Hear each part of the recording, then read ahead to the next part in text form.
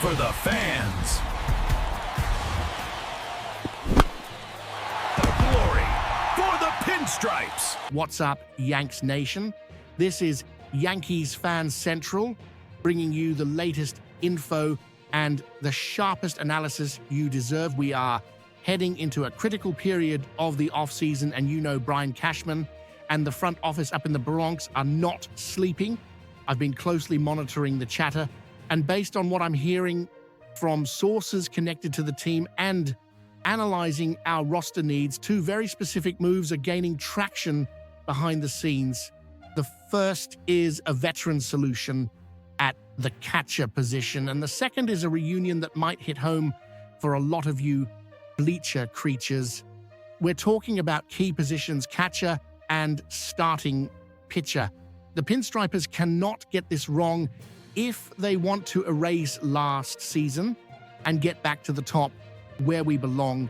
The move involving Ben Rice, who is slated to take over first base full-time next season, creates a domino effect. It's a decision I support. Rice's bat needs to be in the lineup every day, and first base is the obvious spot. But this opens a clear gap behind the plate. Austin Wells showed impressive pop, but he can't do it alone. We need a partner for him, a veteran who knows how to navigate a 162-game season, and that's where the first name on our list comes in, a name that we Bronx Bombers fans know very well, maybe even too well. We're talking about Danny Jansen. Now, first off, I know what you're thinking. Jansen spent most of his career tormenting us in a Toronto Blue Jays uniform, and he also had stints with the Boston Red Sox and most recently the Tampa Bay Rays before being traded to the Milwaukee Brewers. Pete Caldera of the Bergen Record, who you know has great sources, listed him as one of the top 7 free agents the Yankees should target, and the logic here is sound. Jansen is a 30-year-old professional who knows the American League East like the back of his hand. That is not a small thing.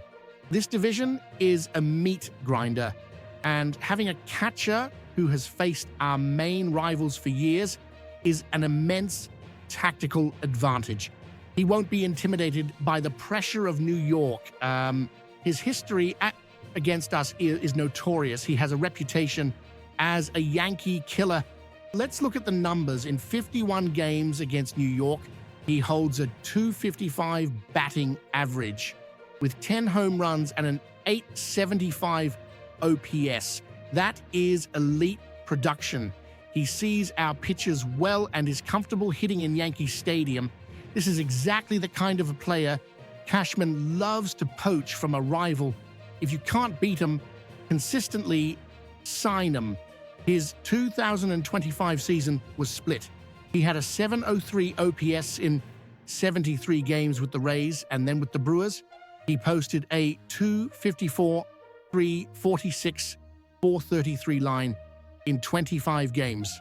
The .346 OBP on-base percentage in Milwaukee is very attractive. He has plate discipline. His contract is the key. He earned $8.5 million in 2025 and has a $12 million mutual option for 2026. Mutual options are almost never exercised by both sides. It's almost a certainty that he becomes a free agent, and that's where the evil empire can strike. But the main question is, does Jansen fit what we need? My analysis is a definitive yes, for several reasons. First, the Austin Wells situation. Wells is our future, no doubt. He hit 21 home runs last season, and defensively was a pleasant surprise with 11 framing runs. However, his overall offensive production still fluctuates too much. He isn't ready to be the full-time guy and carry a 130-game load.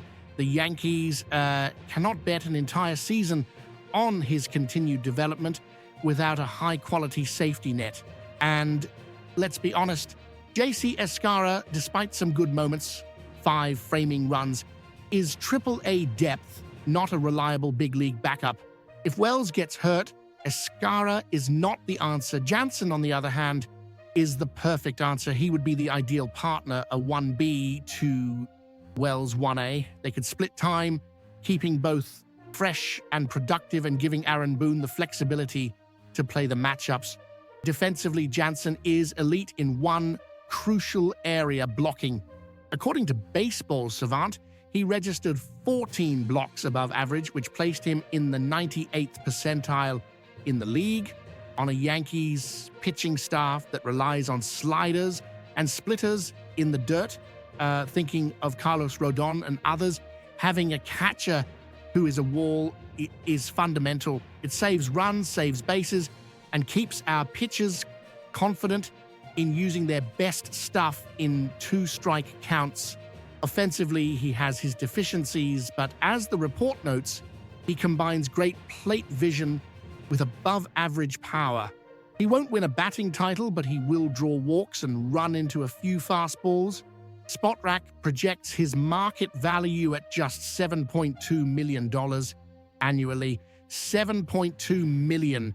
That is an absolute bargain for an elite backup platoon catcher with his track record and defensive skills. It would be a smart, savvy financial move, allowing the Yankees to allocate the big resources where they really need them, the starting rotation. And that brings me to the second big piece of news circulating, and this one is a bit of a heartstring puller. A potential reunion with Michael King. Yes, the same Michael King who was the painful centerpiece we sent to the San Diego Padres to get Juan Soto back in December of 2023. It was a tough blow to our bullpen and rotation depth. King was a fan favorite and a homegrown talent. Watching him go hurt, and it hurt even more when he had a spectacular 2024 season in San Diego, proving he is in fact a top-end starting pitcher. That year, he posted a 2.95 ERA over 173 and 2/3 innings, finishing 7th in the National League Cy Young voting. It was the nightmare scenario. We traded a Cy Young caliber starter. However, the pendulum always swings in baseball. King's 2025 season was the opposite, marred by injuries. Pete Caldera also listed him as a potential target, but with a crucial caveat. King battled shoulder and knee problems, limiting him to just 15 starts. When he was healthy, he was still effective. A 3.44 ERA with 76 strikeouts in 73 and 1/3 innings. But the key phrase is when healthy. He missed half the season. And for a pitcher, the words shoulder and knee are the biggest red flags possible. His market, which looked destined for a $100 million plus contract, is now full of uncertainty, and that's why the Yankees are, at the very least, monitoring the situation. Our need is desperate. Sources confirm that both Carlos Rodon and Garrett Cole are expected to miss the start of the 2026 season. We aren't talking about missing a few weeks. We're talking about a significant hole at the top of our rotation. We need bodies, and more than that, we need quality. King, if healthy, is undeniable quality. He would, ironically, be the perfect replacement for the hole he left. He knows New York. He knows the pressure. He thrived here as our Swiss Army knife before becoming a starter, but at what cost? Spotrac projects his average annual salary at $23 million. $23 million. That's Super 2 or num 3 starter money. Can the Yankees risk that amount on a player with such a recent, concerning medical history, especially when we already have Rodon's massive and problematic contract on the books? It's a huge gamble. Caldera suggests the Yanks might be in the one-year deal market, mentioning names like Verlander or Scherzer. If King were willing to take a one-year prove-it deal to rebuild his value and re-enter the market in 2027, it would make all the sense in the world. But with a $23 million AAV projection, It sounds like he's still seeking a multi-year deal. The price tag would have to drop drastically for a reunion to make financial sense. So, for my final analysis on these two fronts, we have very different scenarios. The pursuit of Danny Jansen feels like a logical, efficient, low-risk move. He fills a clear need, veteran catcher, improves our defense, elite blocking, knows the division, and comes at an excellent price point, around $7 to $8 million. It's the type of smart, supplementary move that championship teams make. It's a move I fully endorse.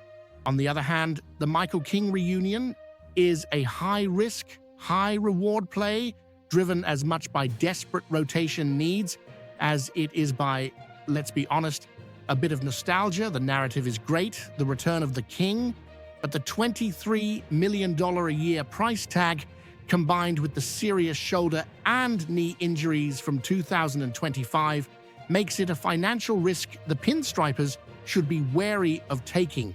We already have too much money tied up in injured pitchers. Unless his market completely collapses and he takes a short, incentive-laden deal, I believe the Yankees should look for more durable rotation options, even if they have a slightly lower ceiling.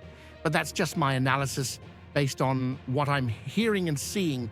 The real question is, what do you, Yanks Nation, think? Do you think Danny Jansen is the right piece to platoon with Austin Wells, or should we be aiming higher? And what about Michael King? Are you willing to risk over $20 million a year, hoping he returns to his 2024 form? Or is the injury risk just too much? Leave your opinions and your arguments in the comments below. I read them all. And of course, if you want to keep getting the fastest news and the deepest analysis on every move the Bronx Bombers make this offseason, make sure you are subscribed to the channel with notifications turned on. I bring you the info as soon as I get it. I'll catch you on the next one.